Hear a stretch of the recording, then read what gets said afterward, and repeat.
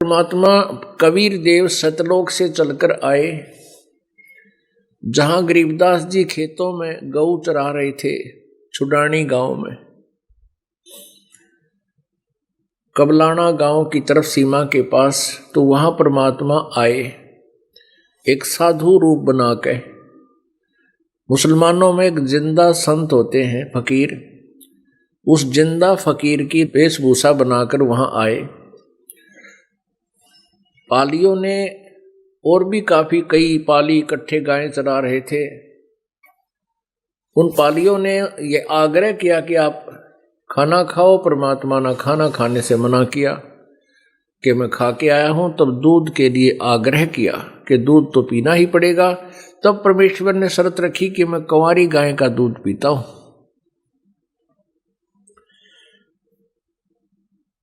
तो वहां उपस्थित पालियों को बड़ा आश्चर्य हुआ और कहा कि ये तो आपकी नीत दूध पीने की नहीं है, आप मजाक कर रहे हो। तो परमेश्वर ने कंवारी गाय की कमर पर हाथ मारा, आशीर्वाद भरा, आशीर्वाद दिया। तो उस कंवारी गाय के सतन से अपने आप दूध निकलना प्रारंभ हो गया और एक 7-8 किलो का पात्र था, मटका गढ़ा, वो भर गया, जब अपने आप बंद हो गया। आधा दूध परमात्मा ने पिया, शेष बचा हुआ गरीबदास उस 10 वर्षीय बालक ने पिया जो खेतों में गऊ चरा रहे थे। वो दूसरे जो बड़े ग्वाले थे वो तो चले गए, ये कहकर कि ये जादू जंत्र का दूध है, हम नहीं पिएंगे, कंवारी गाय का दूध पाप है, हम नहीं पिएंगे। वो तो वहां से लगभग 4-5-6 एकड़ दूरी पर दूसरे वृक्ष के नीचे जाकर सो गए। गवें चल रही हैं, एक आध पाली जाग रहा था। गरीबदास जी और परमात्मा वहां दोनों रह गए। गरीबदास जी से प्रश्न किया था परमात्मा ने कि बेटा भजन भक्ति किया करो परमात्मा की। गरीबदास जी ने यही बताया था कि हम साधना भक्ति करते हैं भगवान शंकर भगवान की, भगवान विष्णु जी की। ये बड़े शक्तिशाली भगवान हैं, सर्वशक्तिमान हैं, हम इन्हीं की पूजा करते हैं। उस विषय में परमात्मा ने बहुत सी जानकारी उस बच्चे को बताई थी, जो कि कल के सत्संग में भी आपको बताया गया और आगे भी जानकारी दी जाएगी। अब गरीबदास 10 वर्ष के बालक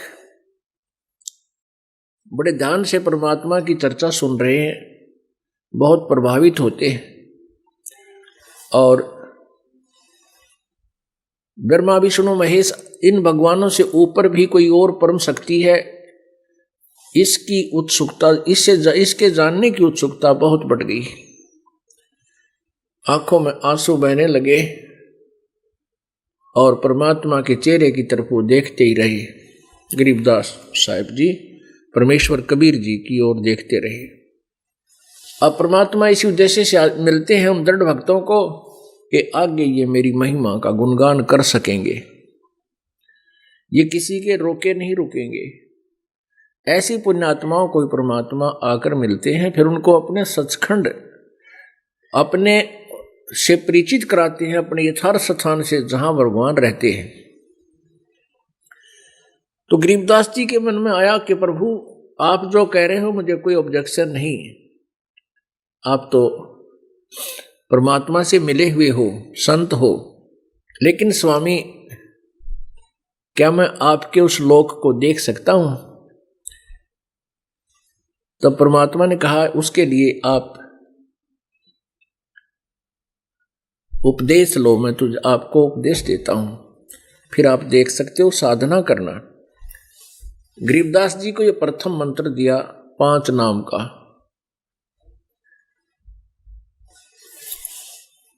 5 नाम का मंत्र दिया जो आपको दिया जाता है, जो 7 मंत्र का आपको दिया जाता उनमें से केवल 5 का ही देते थे। अब ये जो भक्ति काल आ गया है, भक्ति युग है, इसमें ये कंप्लीट मंत्र दिए जा रहे हैं। बाद में गरीबदास जी को परमात्मा ने सभी मंत्र दिए थे। अब उनको ये प्रथम मंत्र दिया, उनकी आत्मा को, गरीबदास जी की आत्मा को शरीर से बाहर किया, अपने पीछे पीछे सतलोक लेकर गए। रास्ते में उनको ब्रह्मा विष्णु महेश के लोक दिखाए, क्योंकि परमात्मा परमेश्वर कबीर जी जो प्रथम सतयुग में आए थे तो उसमें ब्रह्मा विष्णु और शिव को भी मिले। और जितनी भी बार ये नए शिव का जन्म होता है, नए ब्रह्मा बनते हैं, नए विष्णु बनते हैं और पूर्व होते हैं विष्णु ब्रह्मा शिव, इनकी मृत्यु हो जाती है। फिर पुनः ये काल अपनी प्रकृति दुर्गा से उत्पन्न करके पहले से ही ये ब्रह्मा विष्णु महेश और उत्पन्न करके रखता है। ब्रह्मा विष्णु महेश ये एक पद का नाम है, एक पोस्ट का नाम है। यहाँ प्राणी बदलते रहते हैं, जैसे एमएलए सीट, मंत्री सीट होती है, ऐसे उस पे व्यक्ति बदलते रहते हैं, सीट का नाम वही रहता है। तो ब्रह्मा विष्णु महेश ये एक उपाधि है इनकी, इनके वास्तविक नाम कुछ और होते हैं। तो ऐसे उनको दिखाया। फिर धर्मराज के दरबार में गए। जो ही जिस भी लोक में प्रभु गए, जैसे ब्रह्मा के लोक में गए, ब्रह्मा जी ने संत रूप में विराजमान परमात्मा का सत्कार किया, क्योंकि उनको परमात्मा उनसे मिले थे ब्रह्मा जी को, और अपना नाम बताया था अग्नि ऋषि। अब उन्होंने ज्ञान तो बहुत सुना था परमेश्वर का, लेकिन बाद में काल प्रेरणा से परमात्मा के वाणी का विश्वास नहीं किया था उसने। फिर भी साधु संतों की आदर करते हैं, तो जहां भी परमात्मा पहुंचे ब्रह्मा जी ने भी खड़ा होकर सत्कार किया, और एक पूर्व गुरु होने के नाते उनको ऊंचा आसन देने की चेष्टा की। प्रभु ने नहीं ग्रहण किया, आगे चल पड़े। कहा कि तुम मेरे ज्ञान को नहीं मान रहे हो। फिर विष्णु जी के लोक में गए, वहां विष्णु जी ने भी सत्कार किया। फिर शंकर जी के लोक में गए, वहां शिव जी ने भी खड़ा होकर के उस महान आत्मा का सत्कार किया। उसके बाद धर्मराज के दरबार में गए, तो धर्मराज ने कुर्सी त्याग दी, जिसके सामने ब्रह्मा विष्णु महेश भी खड़े रहते हैं। ऐसी शक्ति, ऐसी लीला देकर के गरीबदास जी बड़े प्रभावित होते जा रहे हैं। वो 10 वर्षीय बालक सूक्ष्म शरीर में साथ जा रहे हैं और सोच रहे हैं बाबा जी बहुत शक्तिशाली है। ब्रह्मा विष्णु महेश और धर्मराज भी इसका सत्कार कर रहे हैं, ये बहुत पहुंचे हुए महात्मा है। ऐसे परमात्मा गरीबदास जी की आत्मा को बहौर गुफा पार करके सतलोक में ले गए। सतलोक के अंदर एक गुम्मट के अंदर, स्तूप के अंदर ऊपर एक बहुत बड़ा स्तूप यानी बहुत बड़ा गुम्मज बना हुआ है। उस गुम्मज के बीच में परमात्मा का सिंहासन है। सफेद गुम्मज है, सफेद ही वो बना हुआ है, पूरा गोलाकार का एक स्ट्रक्चर। सफेद ही सिंहासन है, सफेद ही परमात्मा के वस्त्र हैं और सफेद ही उनके शरीर से रोशनी निकल रही है, बहुत सुंदर। सिर पर मुकुट है, ऊपर एक छतर, जैसे ये छतरी आपको नजर आती है, ऐसा बहुत बड़ा छतर भगवान के सिर पर विराजमान है। मुकुट पहने हुए हैं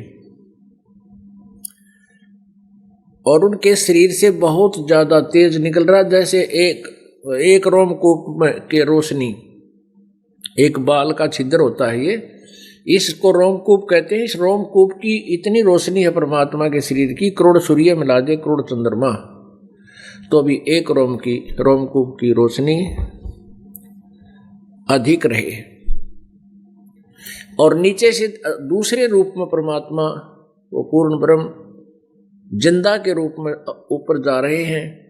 उनके निकट पहुंचे, जब गुम्बज में प्रवेश किया, वहां एक रखा हुआ चंवर था। चंवर जैसे सफेद सफेद बालों का ऐसे होता है, वो चमर उठा करके वो जिंदा महात्मा वाले रूप में परमेश्वर अपने ही दूसरे स्वरूप पर डबल रोल कर रहे हैं, चमर करने लगे जैसे एक नौकर, एक सेवक करता है, दास करता है, भगत करता है।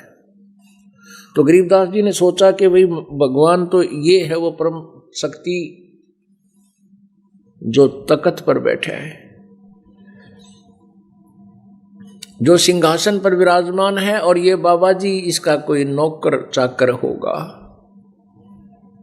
उसी समय क्या हुआ कि वो तेजो में शरीर जो सिंहासन पर विराजमान था वो खड़ा हुआ, और जो नीचे से जिंदा महात्मा के रूप में ऊपर गए थे वो सिंहासन पर बैठ गए, वो रूप।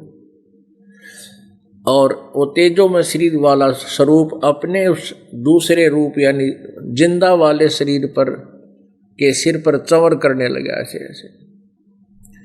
अब गरीबदास जी बालक सोच रहे हैं भाई कमाल का बाबा जी है ये, तो भगवान भी इसके ऊपर सेवा कर रहा है। इतने में क्या हुआ कि वो तेजों में शरीर उस जिंदा वाले शरीर में समा गए। अकेले जिंदा वाला शरीर ही, स्वरूप ही उस अनंत कोटि ब्रह्मांड के सिंहासन पर विराजमान रह गया, और चमर अपने आप घूम रहा है गॉड पावर से, ईश्वरीय शक्ति से। अब गरीबदास जी सोच रहे हैं ओहो रे ये तो बाबा जी को नहीं भगवान ने थे भाई। तब जिंदा वाले स्वरूप के चरणों में दंडवत प्रणाम किया और कहा परमात्मा मैं पहचान नहीं सका आपको, मुझे माफ करना मालिक। फिर गरीबदास जी को नीचे देखने को कहा कि नीचे देखो तुम्हारे लोक को। ओए होए, वही उस लोक की तुलना में यहां पृथ्वी लोक, स्वर्ग लोक, ब्रह्मलोक ये बहुत ही घटिया लोक नजर आते हैं जाता है। तो गरीबदास जी ने कहा प्रभु वहां सब झूठे नाते रिश्ते हैं, अब मुझे वहां ना भेजो परमात्मा, क्योंकि वहां जाने के बाद परमात्मा ने जो उनको सृष्टि रचना का ज्ञान दिया था, वहां से सब और अंशों ने जो और भक्त वहां रह रहे हैं उन सब ने बताया कि ये परमात्मा है गरीबदास, ये पूर्ण ब्रह्म है। और यही भगवान काशी में जुलाहा की भूमिका करके आए थे। परमेश्वर ने भी स्वयं बताया था, कबीर जी ने अपनी सारी कहानी सुनाई थी गरीबदास जी को कि मैं 120 वर्ष बनारस में एक लीला करके आया था, वो सारी कहानी से परिचित कर दिया। ये क्या होता है कि जैसे तो गरीबदास जी के अंतःकरण में परमात्मा कबीर जी ने अपनी वो जो लीला वो की थी बनारस में, और पहले भी जब आते रहे कभी किसी युगों में, तो वो सारा उसके अंतःकरण में फीड कर दिया और गरीबदास जी का ज्ञान योग खोल दिया, ऑन कर दिया।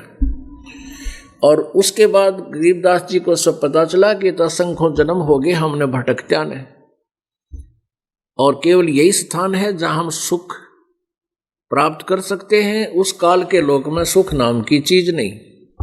गरीबदास जी ने बहुत प्रार्थना की, प्रभु मुझे यहीं रख लो, मुझे उस गंदे लोक में मत भेजो।